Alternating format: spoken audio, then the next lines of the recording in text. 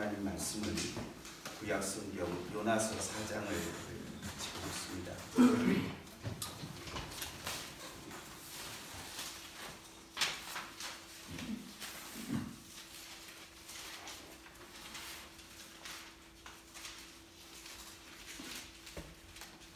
요나서 4장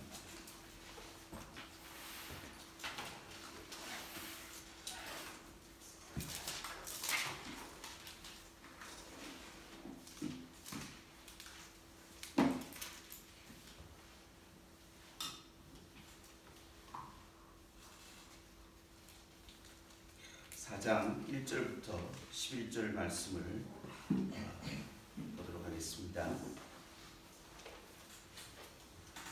요나가 매우 싫어하고 성내며 여호와께 기도하여 이르되 여호와여 내가 고국에 있을 때에 일어나겠다고 말씀하지 아니하니까 그러므로 내가 빨리 다시스로 도망하였사오니 주께서는 은혜로우시며 자비로우시며 모하기를 더디하시며 이내가 크시사 뜻을 돌이켜 재앙을 내리지 아니하시는 줄 하나님이신 줄을 내가 알았습니다. 여호와여 원하건대 이제 내 생명을 거두어 가소서. 사는 것보다 죽는 것이 내게 나음이니이다 하니 여호와께서 이르시되 내가 성내는 것이 옳으냐 하시니라.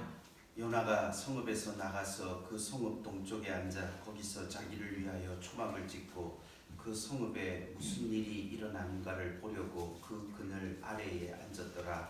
하나님이 여호와께서 방문불을 예비하사 요나를 가리게 하셨으니 이는 그의 머리를 위하여 그늘을 지게 하며 그의 괴로움을 멸하게 하려 하심이었더라. 요나가 방문불을 말미암아 크게 기뻐하였더니 하나님이 벌레를 예비하사 이튿날 새벽에 그 박농풀을 갈아 먹게 하심에 시드니라. 해가 뜰 때에 하나님이 뜨거운 동물을 예비하셨고 해는 요나의 머리에 조임에 요나가 음미하여 스스로 죽기를 구하여 이르되 사는 것보다 죽는 것이 내게 나으니이다. 하나님이 요나에게 이르시되 내가 이 박농풀로 말미암아 성내는 것이 어찌 옳으냐 하시니 그가 대답하되 내가 성내어 죽기까지 할지라도 옳으니이다 하니라. 여호와께서 이르시되 내가 수고를 아니하였고 죄도 아니하였고 하룻밤에 갔다가 하룻밤에 올라오는 이 방문풀을 아꼈거든. 같이 읽겠습니다. 하물며 이 큰 성읍 이외에는 좌우를 분별하지 못하는 자가 12만여 명이요 가축도 많이 있나니 내가 어찌 아끼지 아니하겠느냐 하시니라.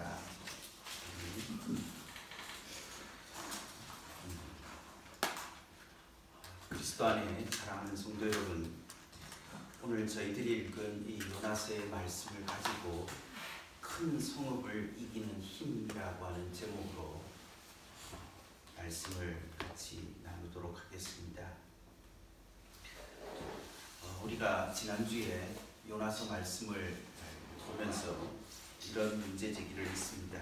4장 1절에 나와 있는 요나가 매우 싫어하고 성내었다라고 하는 이 요나의 행동이 무엇을 말하는가를 우리가 관심을 가졌습니다.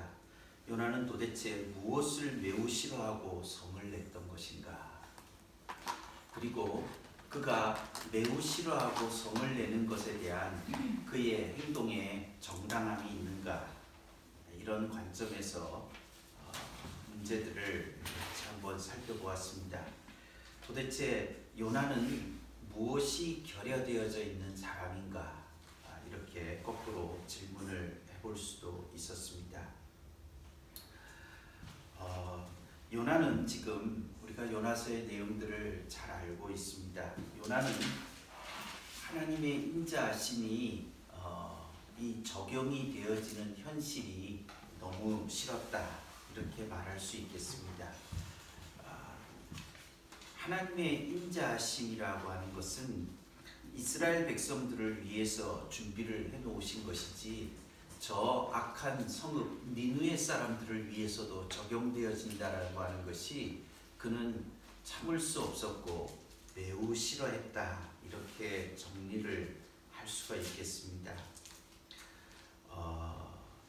우리가 이 싫어하고 성낸다라고 하는 이 성내는 이 화를 내는 것이 가지고 있는 이 자신의 정당함, 자기의 생각의 정당함에 대한 문제들을 오늘의 우리의 현실 속에서 여러 가지 면들을 같이 한번 나누어 보기도 했습니다.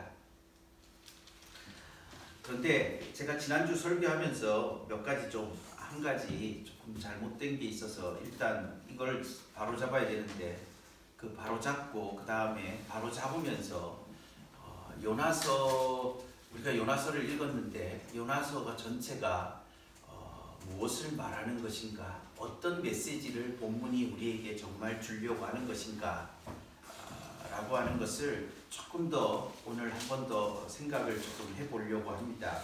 제가 먼저 지난주에 그 요나서를 읽으면서 크게 그 조금 요나의 시대가 어느 시대쯤 될 것이냐 하는 것에 대한 추정을 하면서 요나는 북왕국 이스라엘이 멸망한 시점이 아니겠는가 그렇게 생각을 했습니다. 그래서 자기의 동족을 멸망시킨 이 니느웨 아수르에 대한 적개심이 이 하나님의 인자하심을 덮어버렸다.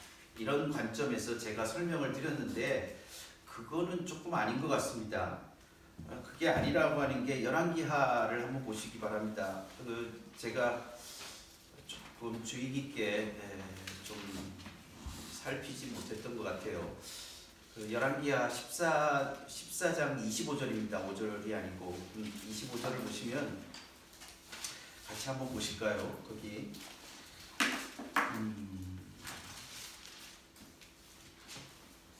열왕기하 14장 25절에 보시면 같이 한번 읽어볼까요? 이스라엘의 하나님 여호와께서 그의 종 가드헤벨 아미떼의 아들 선지자 요나를 통하여 하신 말씀과 같이 여로보암이 이스라엘 영토를 회복하되 하맛 어귀에서부터 아라바 바다까지 하였으니.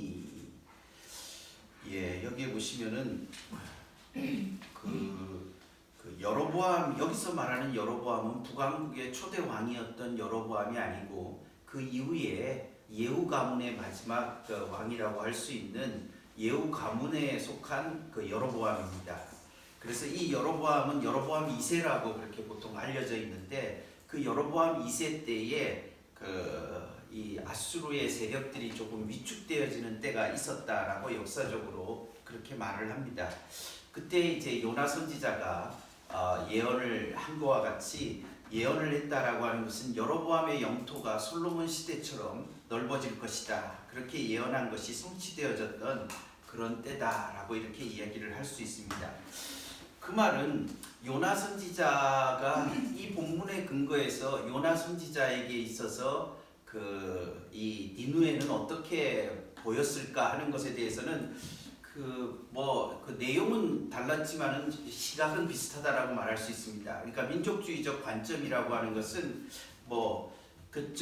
그 이스라엘이 팽창해 나가는 데 있어서 최대의 걸림돌이 되는 이 아수르가 적이었다라고 하는 면에 있어서는 동일합니다.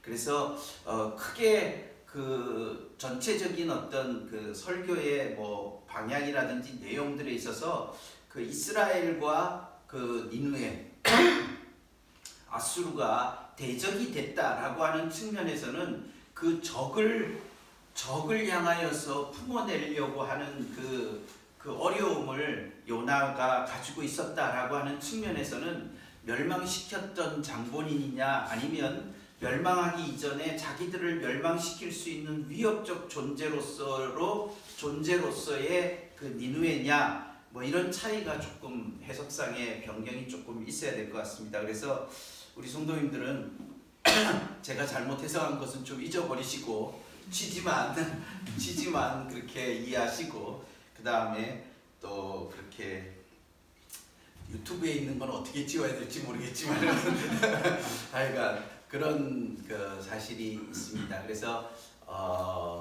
잘못된 건 잘못된 거라고 해야 안 되겠습니까, 그렇죠? 그래서 그러니까는 북왕국이 이렇게 여로보암 2세 때 확장될 때에 그때 요나 선지자가 그것을 예언했다라고 얘기하니까 그 자기 민족의 그 성장, 하나님의 백성들의 성장이 있는데 그것의 최대 걸림돌이라고 할 수 있는 이 니느웨, 이 적을 향해서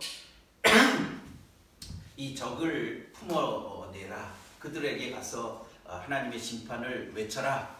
이렇게 이야기하는 것은 별로 그렇게 내키지 않는 일이었다. 이렇게 말씀을 할 수 있겠습니다. 괜찮습니다. 예, 그래서 오늘 우리가 이 조금 내용을 조금 더 정리를 하면 이제 그런 것은 조금 잘못된 것은 정리하고 이제 조금 더 우리가 요나서를 읽었는데 그 요나서의 내용에 있어서 중요한 그 요나를 통해서 우리에게 전달하고 싶은 진짜 메시지가 어떤 것인가 이런 관점에서 조금 더 본문을 조금 더 살펴보려고 합니다. 우리가 이 요나가 매우 싫어했다라고 할 때에 그 싫어함의 그 본질이 무엇일까 그런 것들을 조금 더 이야기를 하려고 하는데 이 요나서 구성 자체를 우리가 지난주에도 조금 살펴보았지만은 그 살펴보면서 잘 관심을 가지지 않는 한 단어가 있는데 그것은 크다라고 하는 단어입니다. 요나서에 보면 이 크다라고 하는 단어가 제법 여러 번 나옵니다. 그래서 같이 한번 보면서 이 크다라고 하는 이 단어들이 이 요나서를 구성하는 데 있어서 어떤 기능을 하고 있는지 우리가 한번 살펴보면서 이 요나의 메시지를 통해서 우리가 이 도대체 하나님의 인자하심을 가지고 있는 하나님의 사람들, 하나님의 복음, 구약적 복음이 하나님의 인자하심이라고 제가 누누이 말씀을 드렸습니다. 그래서 이 하나님의 인자하심, 헤셋이라고 하는 이 하나님의 인자하심의 복음이 어떻게 세상의 큼을 돌파해낼 수 있는가, 이게 오늘 같이 나누고 싶은 그런 메시지다, 이렇게 정리를 할 수 있습니다. 그래서 제목에서도 말씀을 나눈 것처럼 도대체 이 세상의 큼, 많음, 이런 문제들을 이기는 진짜 힘이 무엇인가를 요나 선지자가 진짜 우리에게 보여주는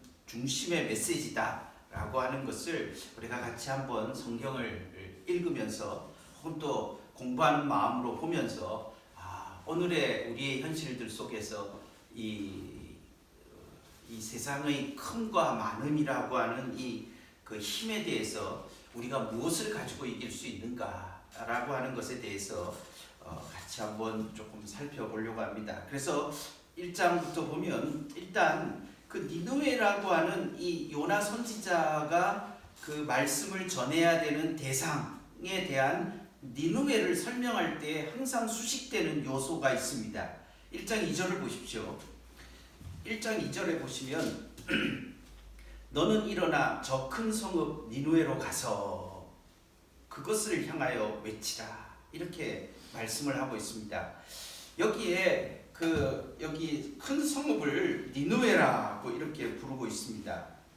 그 다음에 2장으로 넘어가면 3장인가요? 3장으로 넘어가서 보면 두 번째로 우리가 1장 1절이 첫 번째 하나님이 니느웨로 가라고 말씀하시는 것이죠. 1장 2절의 내용이. 그 다음에 그 물고기 뱃속의 경험을 하고 나서 3장으로 넘어가서 3장 1절에 보시면 여호와의 말씀이 두 번째로 요나에게 임하였습니다. 두 번째 이제 다시 요나에게 임하는데 그때 주시는 말씀도 2절에 보시면 일어나 저 큰 성읍 니느웨로 가서 내가 네게 명한 바를 그들에게 선포하라, 이렇게 말씀을 하고 있습니다. 그래서 우리는 이 자신이 전해야 될 그 대상, 그 복음의 대상자를 저 큰 성읍이다 라고 그렇게 이야기를 하고 있습니다. 그리고 나서 그 다음에 이 니느웨를 이야기하는 것 중에 하나가 4장 또 몇 절에 있냐면은 4장 11절 말고 3장 3절에도 보면 그 니느웨가 얼마큼 큰 성읍인가 하는 것을 거기 설명해 주고 있습니다. 요나가 여호와의 말씀대로 일어나서 니느웨로 가니라. 니느웨는 사흘 동안 걸을 만큼 하나님 앞에 큰 성읍이었다, 이렇게 얘기를 합니다. 그러니까 사흘 동안 걸어야 될 만큼의 큰 성읍이다라고 하는 것은 사흘만큼 걸을 수 있는 성읍이면 얼만큼 큰 성읍이겠습니까? 제가 미리 계산해 봐야 되는데 사흘만큼 걸을 성읍은 그냥 크다. 그냥 그렇게 결론을 내려버렸습니다. 제가. 그게 얼만큼 큰지 도대체 하루에 걸을 수 있는 길이가 얼만큼인지 그걸 좀 성실하게 계산을 했었어야 되는 건데 추정을 해서 사흘이면 무조건 크다.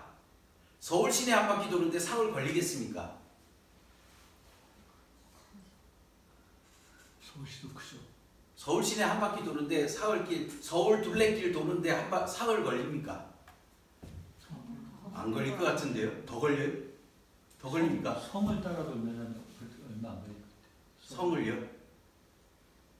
옛성으로 하면 적지만 예. 요새 큰 그 전체 경계로 하면 글쎄요 얼마나 3일길을 가면은 못 갑니까? 하루에 우리가 걸음을 몇 킬로쯤 걸 수 있어요? 20킬로? 그러면은 60킬로. 60킬로로 빙 둘레를 하면 고대 성읍에 이 정도 3일길을 돈다라고 할 때 이거는 큰 성읍 아닙니까 진짜로? 큰 성으로 보통 아무리 커도 하루 이렇게 돌면 하루 돌아도 그 사흘길이라고 하는 것은 그런데 그게 얼마큼 큰지는 우리가 판단할 게 아니고 거기에 중요한 것은 3장 3절의 성경의 기록입니다. 하나님 앞에 큰 성읍이다 라고 하는 것은 성경이 크다는데 뭐예요? 그러니까 그 단순한 겁니다. 그러니까 3일길은 설득을 하기 위해서 적어 놓은 거고 중요한 것은 기록하는 사람이 자기가 보기에 크다는데요. 뭐. 그런데 그것을 조금 더 강화시키는 것이 하나님 앞에 크다라고 하는 것이 무슨 말이냐면 이게 어떤 것을 어떤 사물이나 대상을 표현할 때 하나님을 집어넣으면 그거는 굉장히 좋거나 큰 것을 말할 때 쓰는 용어입니다. 여기 지금 하나님 앞에 갑자기 큰 성읍이라는 게 하나님 앞에 큰 성읍이라고 하는 것이 좀 생뚱맞지 않습니까? 하나님 앞에라는 표현을 쓰는 게 제가 그 몽고를 간 적이 있었는데 몽고에는 큰 호텔은 전부 징기스칸이 붙습니다. 큰 거 제일 좋은 곳은 항상 징기스칸입니다. 몽고에서는 보면은 제일 큰 호텔도 징기스칸 호텔, 제일 좋은 식당도 징기스칸. 뭐 그 나라는 징기스칸 없으면은 아마 그 제일 좋은 곳을 설명할 수 있는 방법이 가장 간단한 방법이 징기스칸이라는 말을 쓰면 그거는 제일 좋다는 것을 설명하는 아주 중요한 수단인 것 같습니다. 우리 성경에도 보면 이게 하나님의 동산과 같았다. 소돔과 고모라를 보면서 제일 굉장히 좋은 곳이다 라고 아이고 감사합니다. 괜찮은데 이게 조금 미리 보일러를 떼고 이거 껐었어야 되는 건데 제가 조금 늦게 하는 바람에 열이 계속 올라오니까 조금 기침이 나는 것 같습니다. 그러니까 이게 제가 지금 설명하려고 하는 게 뭐냐면 소돔과 고모라를 롯이 선택할 때 여호와의 동산과 같았다, 에덴 동산과 같았다 이런 식의 표현을 쓰는 것은 하나님을 거기다가 붙이면은 정말 좋은 곳이었다라는 것을 표현할 때에 하나님을 그 어떤 그 서술어로 이렇게 쓰는 것입니다. 그래서 여기에서도 하나님 앞에 큰 성읍이었다라고 얘기하는 것은 정말 큰 성읍이었다. 그 당시 제국의 그런 성읍으로서 굉장히 컸다. 이거를 이야기하려고 하는 것이죠. 그런데 이 크다라고 하는 것에 대한 이 이야기를 이게 지금 자기가 복음을 전해야 될 혹은 하나님 말씀을 전해야 될 대상을 자신이 지금 요나가 기록을 했다라고 했을 때 그것을 기록을 해가는 관점에서 이 크다라고 하는 것을 지금 강조를 하고 있는 것이죠.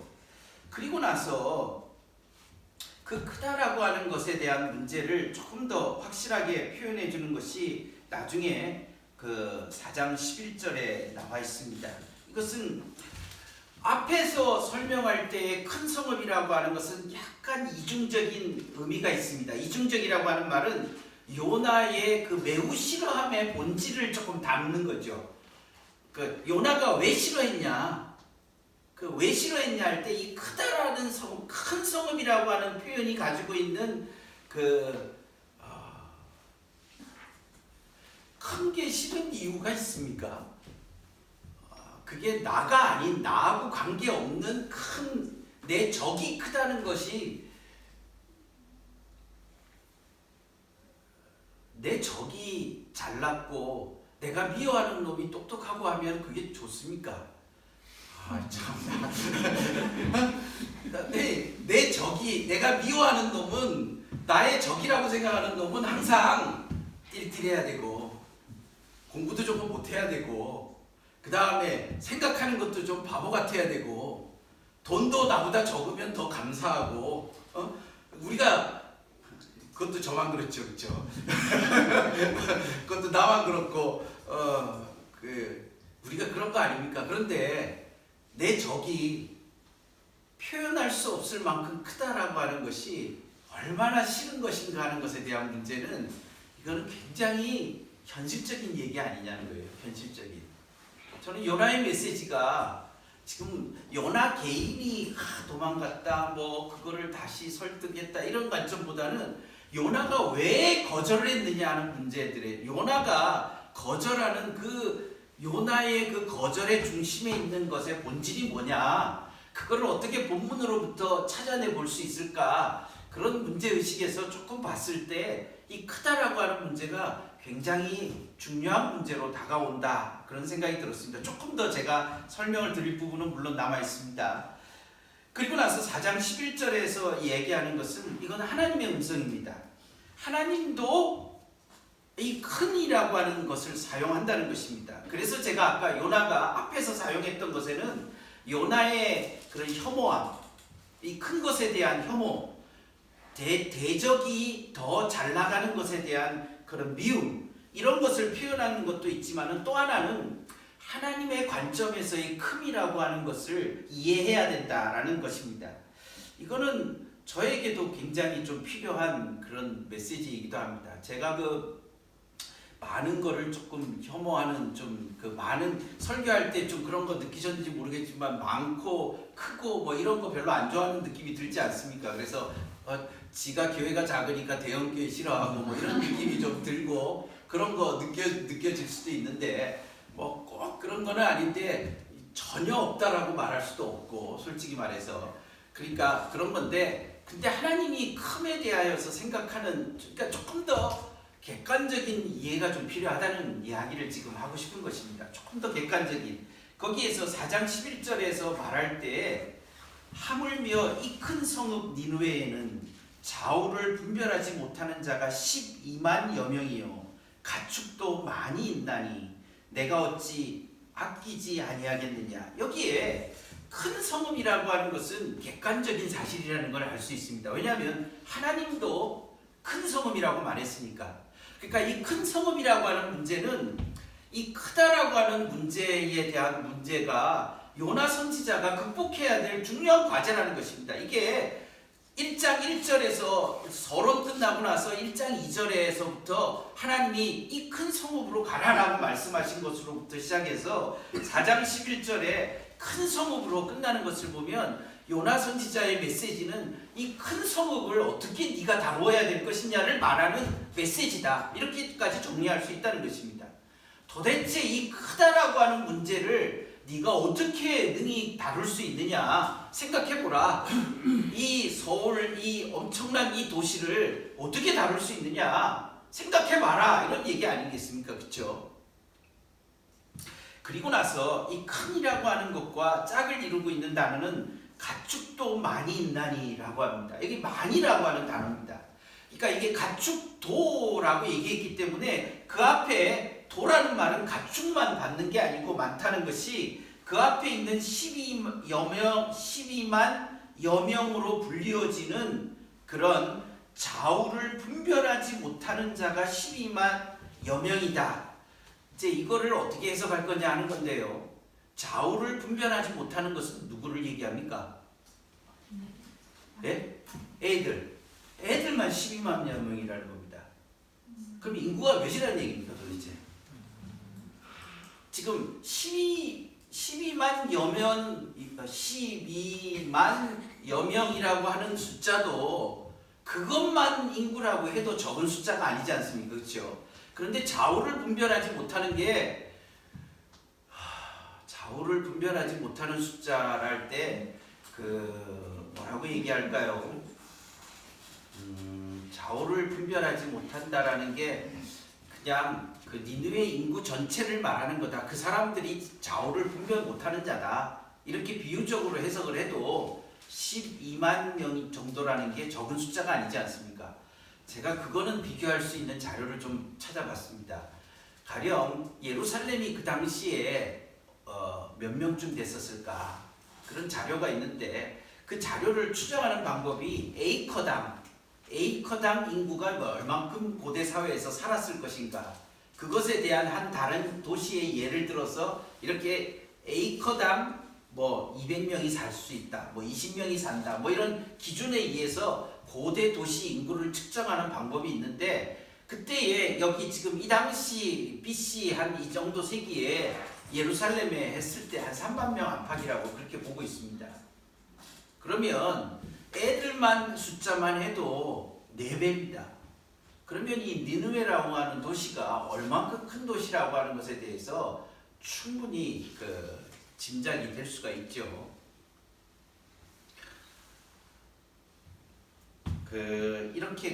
그래서 제가 이제 설명을 드리고 싶은 것은 큰 성읍 니느웨라고 하는 것과 그 다음에 이 많이라고 하는 이 사실은 크고 많다라고 하는 것 이 두 가지 단어를 가지고서 사실은 니느웨라고 하는 것에 대하여서 요나라는 선지자가 싫어하게 되는 그런 어떤 그 동기들을 충분히 발견할 수 있다 이렇게 이야기할 수 있는 것이죠.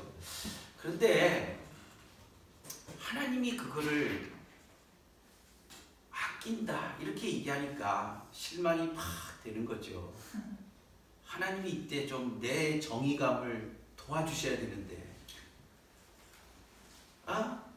이 나쁜 놈들을 내가 미워하는 이 미움은 정의감에 불타는 정의로운 건데 그렇지 않습니까? 이 지금 아수르 제국이 고대 근동을 전부 밟고 다니면서 짓밟고 있는 상황 속에서 저놈은 제국주의자고 나쁜 놈이라고 그렇게 지금 규정을 하고 있는데 얼마나 정의감에 헌신된 사람입니까? 정의감에 헌신되어져 있고 이런 아수르를 대항해서 우리 민족이 커질 것이다 라고 하는 그런 민족주의적인 요즘 말한다면 그런 아주 정의감에 투철한 사람인데 하나님이 거기에 약간 뒷받침만 해주시면 얼마나 이렇게 정의감이 충만하고 합법적이겠어요. 그런데 하나님이 그거를 아끼신다 그러니까 이게 뭐가 좀 앞뒤가 안 맞는 거죠. 이게 선지자 체면이 안 쓰는 거죠. 그러니까 저는 여러 가지 생각이 참 많이 듭니다. 소위 우리의 정의감이라고 하는 게 얼마나 정당한가. 다른 사람들을 정죄하는 이 우리의 정의감. 보통 정죄는 정의감이거든요. 용서에 무슨 용서하는데 무슨 정의가 나옵니까? 그렇죠? 용서는 사랑으로 연결되는 것이지 이 정의감이라고 하는 것은 항상 다른 사람을 끊어낼 수 있는 근거잖아요. 그렇죠? 저놈들은 이건 말도 안 돼. 이렇게 얘기하는 거 아닙니까? 그렇죠? 여러 가지 생각이 참 많이 듭니다. 도대체 하나님의 마음이 뭘까? 하나님의 심정이 어떤 것일까? 선지자들을 보내시는 하나님의 마음이 어떤 것인가? 그냥 이 요나 선지자를 통해서 뭘 말하고 싶은 건가? 이런 생각들이 자꾸 일으켜지는 그런 대목입니다. 요나는 정말 싫었던 모양입니다. 니느웨가 자기가 전해서 회개를 했으면 자기 말이 효력이 있는 거 아닙니까? 그런데도 그게 싫으니까 정말 싫은 거예요. 이런 일이 있을 수 있나? 내가 그냥 던졌는데 그거를 하나님 말씀이라고 받아갖고서 회개하니까 이게 이렇게 효력이 있으면 안 되는데 내가 이렇게 무성의하게 설교를 했는데 앞에서 울고 회개하고 이러니까 이거 감당이 안 된다. 저놈은 회개하지 않아야 되는데 다른 사람은 다 회개도 되는데 저놈은 절대 회개하지 않아야 되는데 저놈이 회개를 하고 앉아있으니 도대체 이게 어찌된 일이냐. 지금 이런 상황이라는 거죠. 쉽게 말하면 참 피곤하죠. 그럼 힘들 겁니다. 자, 제가 지금까지 설명을 드린 것은 니느웨에 대한 객관적인 상황입니다. 자, 그러면 하나님은 이 요나서 자체가 그러면 이 큰이라고 하는 문제, 큰 성읍 니느웨를 이겨가는, 즉 큰 성읍에 대한 문제점들을 이 요나서 자체가 하나님께서는 어떤 전략을 가지고 요나를 설득하시느냐의 문제입니다. 그런 거 아니겠습니까? 그렇죠? 어떻게 큰 것에 대한 콤플렉스를 이겨낼 것이냐, 이거를 어떻게 요나를 설득하시는가.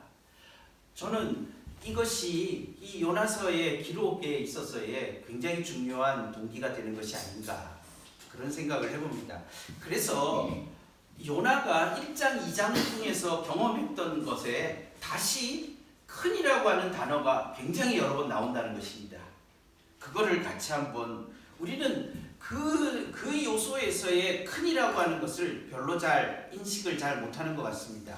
저도 그래 왔습니다. 그래서 제가 오늘 설교 준비하면서 이게 잘못된 것을 고쳐야 되기 때문에 이 본문을 이야기는 해야 되겠고, 그래서 이야기를 하면서 요나서 이야기를 조금 더 살펴서 그래 한 번 더 해야 되겠다 하면서 보니까 진짜 중요한 요소들이 거기 보이는 것 같습니다. 거기 보시면 그가 풍랑을 만나게 됩니다. 그가 이제 점점 그 하나님의 얼굴, 은혜를 피하기 위해서 하나님의 얼굴을 피한다는 지난주에 얘기했습니다. 요나의 행동은 하나님의 은혜를 외면하려고 하는 것입니다. 그래서 하나님의 얼굴을 피한다는 것이 3번이나 나와서 그렇게 그가 피하려고 했다. 그런 거를 우리가 보았습니다. 그렇죠? 1장 3절에 여호와의 얼굴을 피하려고, 하나님의 은혜를 외면해야 돼. 정의를 부르짖을 때는 용서나 은혜를 기억하면 안 되는 거죠. 그때 되면은 내 마음이 약해지니까. 그러니까 하나님의 얼굴을 피하기 위해서 그는 자신의 인생을 바닥으로 자꾸 던져야 되는 거죠. 그래서 내려간다라고 하는 2가지 동사에 관심을 가지고 요나서를 이해했었습니다. 그런데 이런 하나님의 얼굴을 외면하려고 하는, 은혜를 피하려고 하고 자기를 점점 바닥으로 내려가는 이 요나의 행동에 대하여서 하나님께서 그를 가르쳐주는 그 하나님의 그 행동을 표현할 때에 크다라고 하는 것을 얘기합니다. 4절을 보십시오. 여호와께서 큰 바람을 바다 위에 내리시매 바다 가운데 큰 폭풍이 일어나서 배가 거의 깨지게 되었다라고 얘기를 하고 있습니다. 여러분, 이거를 어떻게 이해를 해야 될까요? 큰 바람과 큰 폭풍.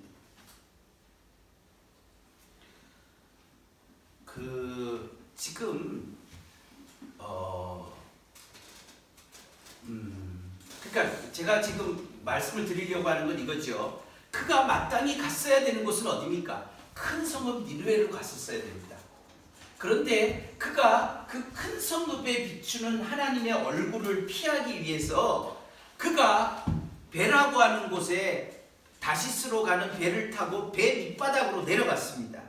그런데 그곳에서 그는 저 큰 성읍과 직면해야 될, 그가 직면한 것은 큰 바다와 큰 파도와 큰 물결을 지금 직면하고 있다는 것입니다.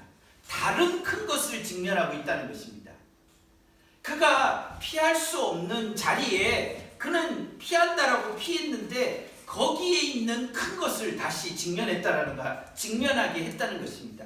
이것이 요나서가 요나를 만들어가는 그런 중요한 장치로서 역할을 합니다.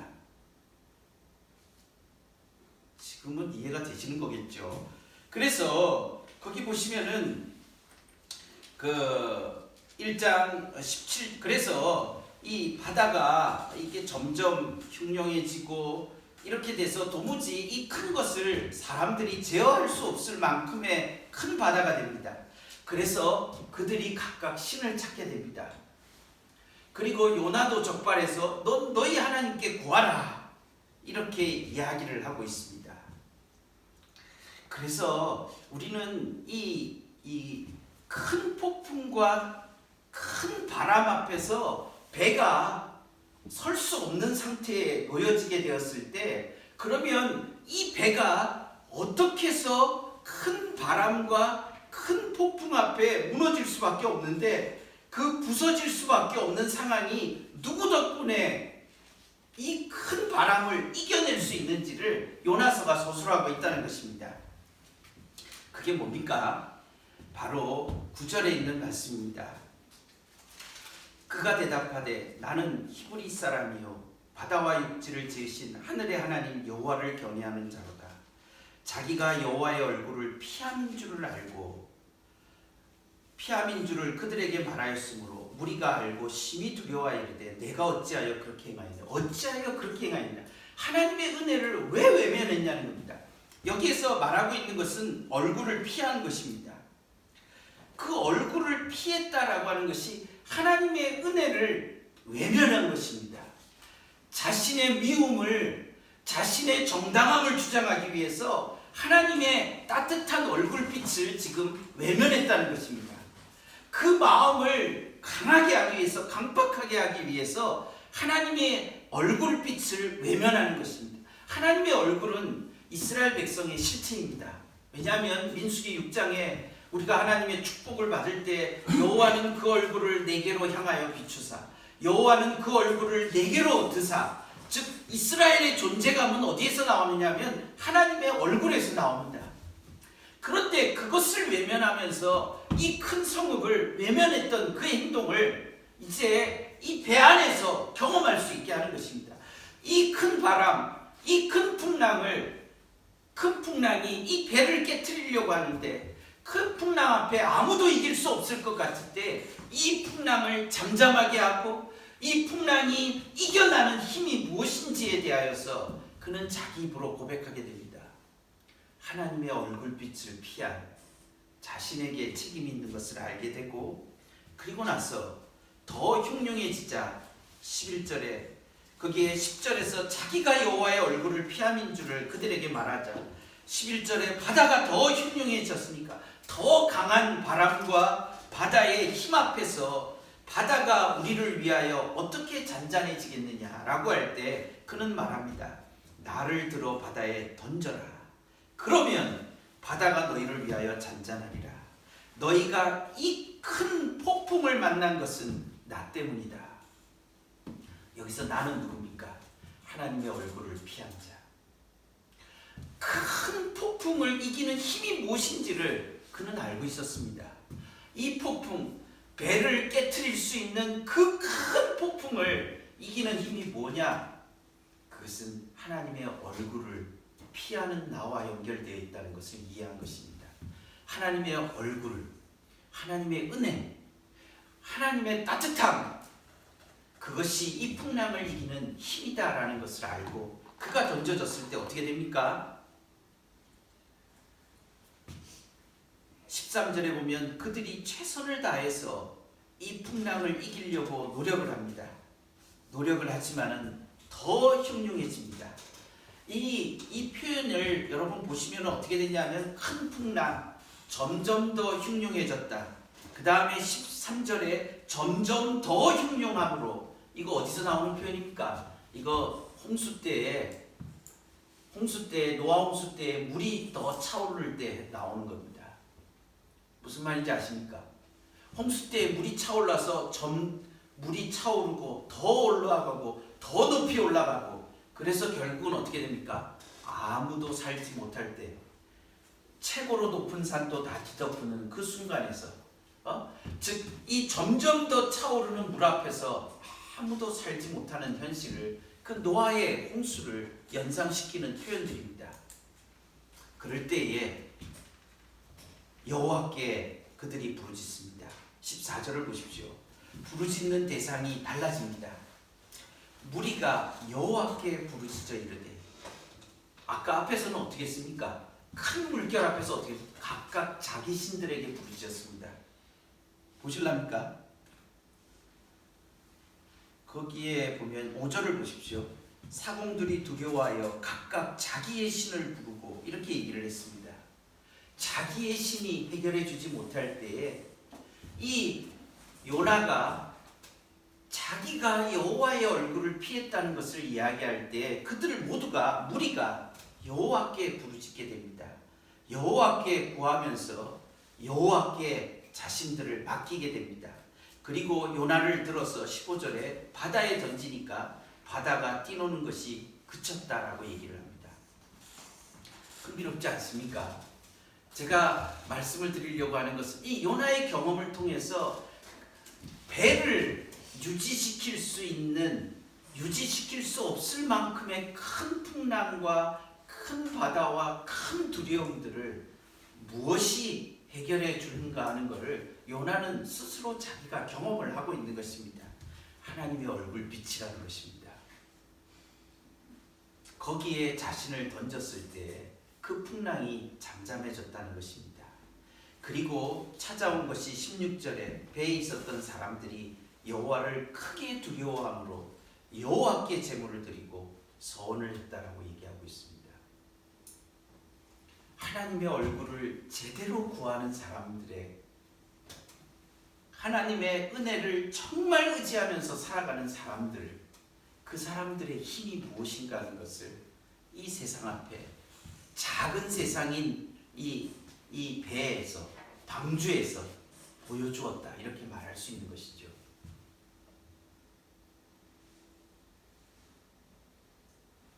자, 성경은 그러면서 이렇게 전개됩니다. 17절, 다른 나라의 성경은 17절이 2장 1절로 들어가 있는데 우리는 17절에 이렇게 들어 있습니다. 뭐 어쨌든 크게 중요한 건 아니고, 거기에 보시면 여호와께서 이미 큰 물고기를 예비하셨습니다. 여기 보면 그 앞에 16절에 여호와를 크게 두려워했다, 정말 큰 분이 누구냐 하는 것에 대한 이해가 생겼다는 것이죠. 여기서 크게 두려워했다라고 하는 이 크게라고 하는 것이 뭐 가도를 쓸 수도 있고, 그 다음에 라바 이렇게 그 양을 말하는 많이를 쓸 수가 있는 것이 서로 교차되고 있습니다. 그러나 많다와 크게는 크게 뭐 중요한 내용들 차이가 없습니다. 여기에서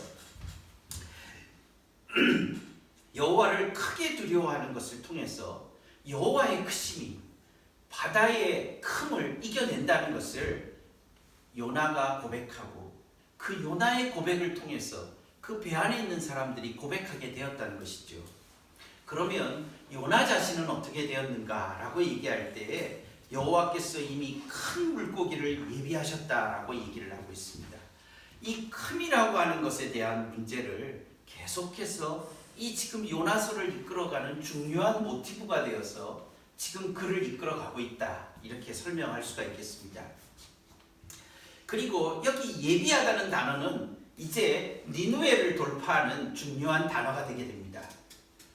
그래서 제가 지난주에 이 얼굴빛을 피한다는 것과 내려간다라고 하는 것을 통하여서 요나의 행동을 우리가 이해를 했다면, 오늘은 이 큰 것과 이 하나님이 예비하신 이 예비한다라고 하는 단어를 통해서 이제 우리가 하나님의 그런 이 지금 요나를 설득해가는 과정을 보게 되는 것이죠.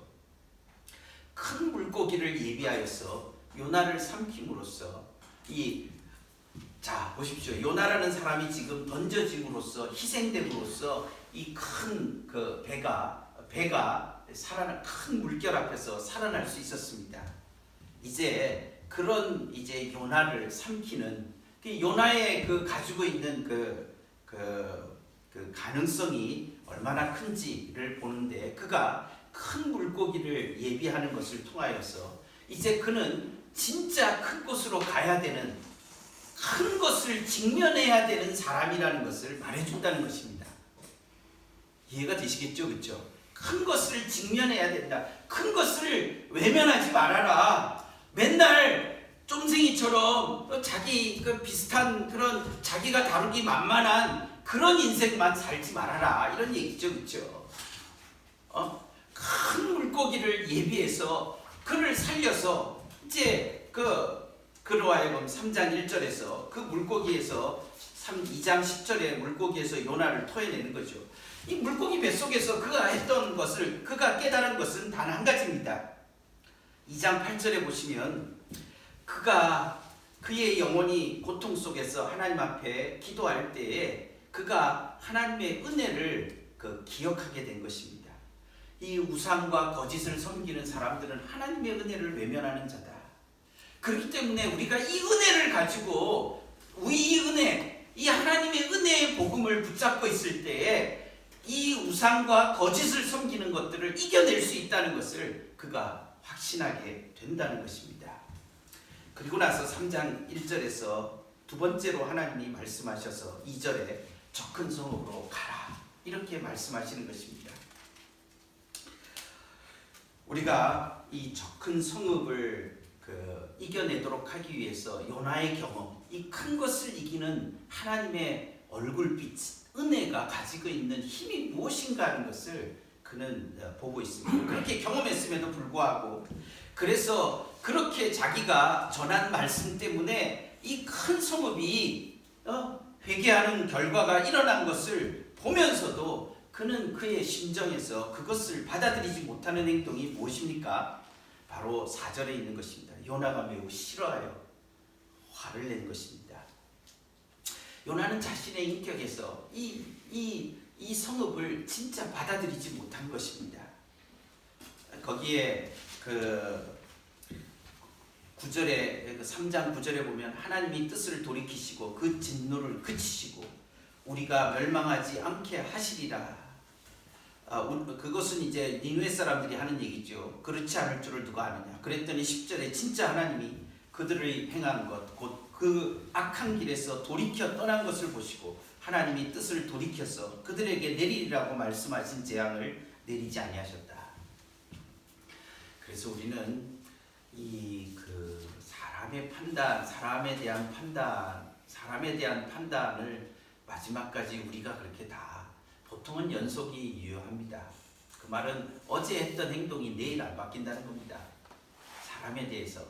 그러나 우리가 전도를 한다는 게 무슨 의미가 있습니까? 그 연속에 불연속을 만들어내는 힘이 누가 가지고 있느냐 하는 것을 고백하는 행위가 전도한다는 것입니다. 그런 거 아닙니까? 사람들은 연속합니다.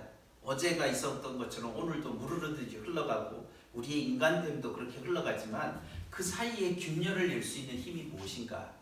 그것은 바로 복음의 힘이라는 것입니다. 자, 우리가 이런 가운데에서 4장에 있는 이야기를 조금 더 말씀을 보시면은 요나가 참으로 싫어했던 이 내용의 현실에 대해서 이야기하는 것은 뭐 우리가 잘 아는 것처럼 4장 2절이죠. 4장 2절을 다시 한번 보시면 중간쯤에 보시면 주께서는 은혜로우시고 내가 왜 다시스로 도망했습니까? 주님은 은혜로우시고 자비로우시고 노하기를 더디하시고 인애가 크시사 뜻을 돌이켜 재앙을 내리지 아니하시는 하나님이신 줄 내가 알았습니다. 알았다는 것은 내가 고백하지 않습니까? 이 사건, 이 본문이 어디에 제일 성경에 먼저 나오느냐 하면은 이스라엘 백성이 금송아지를 섬길 때 하나님이 모세의 기도를 들으시고 하나님께서 모세의 기도를 들으시면 그 정황에서 이 본문이 제일 먼저 나옵니다. 출애굽기 33장, 34장 이 어간에 나오는 본문입니다. 중요한 본문입니다. 그때부터 이스라엘이 잘못할 때 그들이 호소할 수 있는 호소의 근거가 뭐냐? 하나님은 인자하시고 자비로우시고 긍휼이 많으시다라고 하는 이것이 구약의 복음이 되는 이유입니다. 그래서 시편의 기자들은 공부 가운데 있을 때 이 하나님의 인자하심을 간절히 부르짖게 되는 것이죠. 그런데 그것이 자기들에게만 해당하는 것이지 이 이방 나라에게도 해당돼, 특히 내가 미워하는 놈에게 해당되느냐 하는 것입니다. 제가 늘 말씀드리지만 교회 분쟁이 나면 항상 상대방은 인간이 아닙니다. 성도는 둘째치고 인간이 아닙니다. 그걸 저는 교회 분쟁 날 때마다 여러 번 뭐 관련돼서 이렇게 좀 관계를 해보면 항상 상대방을 제대로 인정을 안 해줍니다. 이거 참 그래서 제일 문제에 심각한 것은 상대방도 선한 마음이 있다는 것입니다. 이게 상대방도 똑같이 나같이 생각한다는 것입니다. 이거를 인정하는 것에서 인정되는 순간 문제가 해결될 수 있고 이걸 끝까지 안 되면 해결이 없습니다. 제가 대체적으로 보면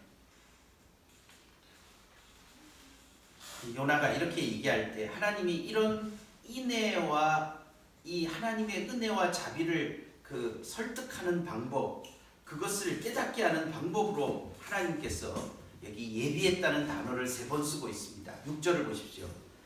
여호와 하나님께서, 하나님 여호와께서 박넝쿨을 예비하셨습니다.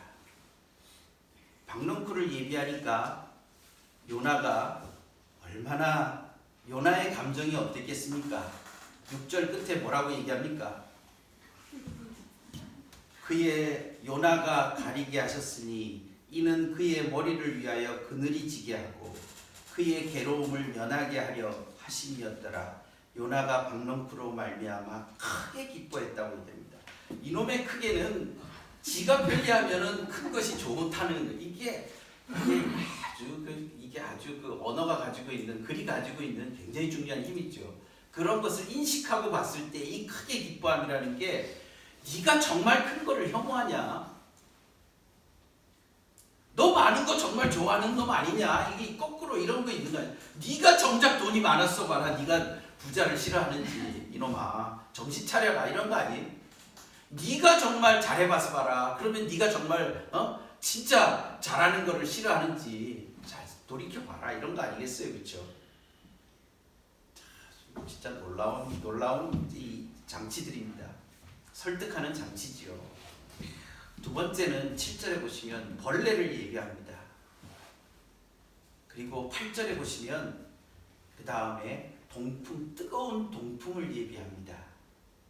그랬더니 하는 말이 8절에 보십시오. 요나가 혼미하여 스스로 죽기를 구하여 이르되 사는 것이 죽는 것보다 낫습니다.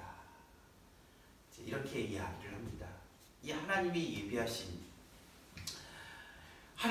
예비하심이라고 하는 것이 누구를 향하여 있느냐? 내가 너를 왜 물고기를 예비해서 너를 살렸느냐? 좀 생각해 봐라는 것입니다. 네 인생이 왜 살고 있는지에 대해서 좀 한번 생각해 봐라. 네가 선지자로서, 네가 하나님의 사람으로서 산다는 것이 무언가 진짜 좀 생각해 봐라. 왜 살고 있는지 좀 생각해봐라. 그렇게 우리에게 말씀하는 것이죠. 그가 얼마나 자기가 정당하면 내가 죽기까지 할지라도 옳습니다. 이렇게 이야기를 하고 있죠.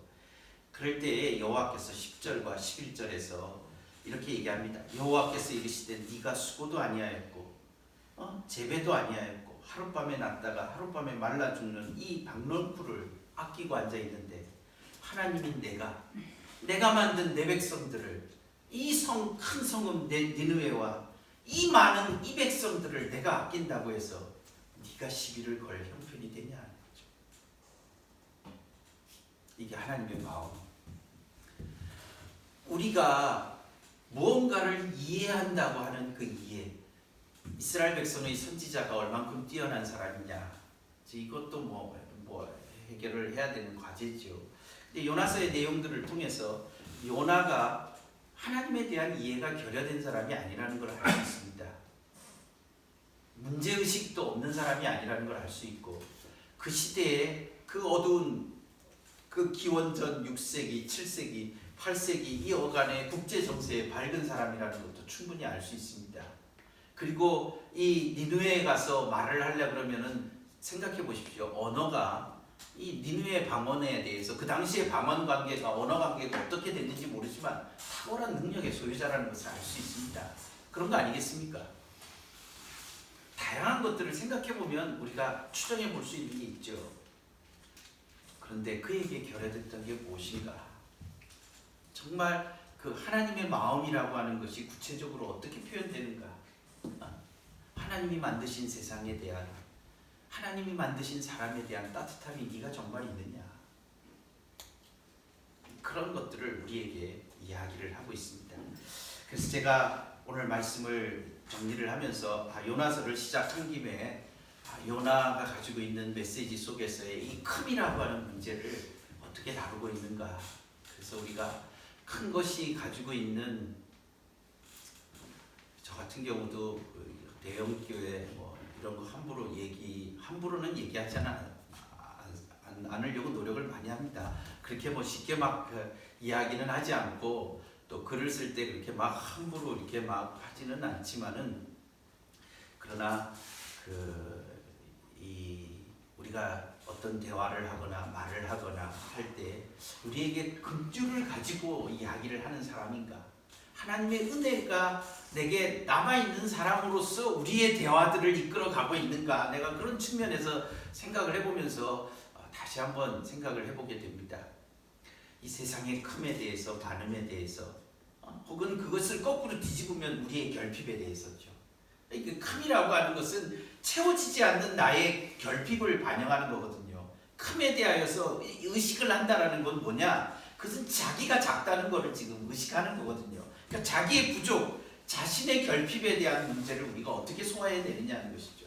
큼에 대하여서 결여의식을 가지는 거나 자신의 그 모자란 것에 대한 그 위축된 마음을 모든 것들을 해결할 수 있는 힘이 뭐냐? 하나님의 은혜가 아니냐? 하나님의 인자하심이 아니냐? 우리 주 예수 그리스도의 피 흘리신 복음이 아니냐? 이걸 붙잡고 이걸 가지고 우리가 서고 또 우리 자신의 삶, 우리의 성도들의 가정, 자신의 관계들, 또 우리 교회도 우리가 가지고 있는 게 뭐냐?